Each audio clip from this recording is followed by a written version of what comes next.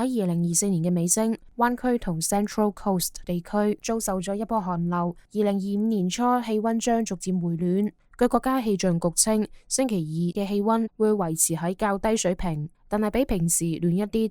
午夜時分，內陸山谷地區氣溫將達到30到40幾度，而沿海及海灣地區嘅氣溫預計喺40到50度左右。星期三元旦當日，北灣部分地區可能會迎嚟小雨。聖盧維縣嘅沿海地區降雨機率最高，達到40%到50%，預計降雨量約為1/10吋。Santa Rosa 嘅降雨機率約為20%，而 Napa 同三藩市附近嘅降雨機率則為10%左右。此外，星期三同星期四嘅氣溫將開始逐漸回升，從星期四晚到星期五，預計將迎嚟廣泛分布嘅小雨。北灣山谷地區嘅降雨總量將達到1/4到半吋，成個灣區嘅降雨量預計喺1/10到1/4吋之間。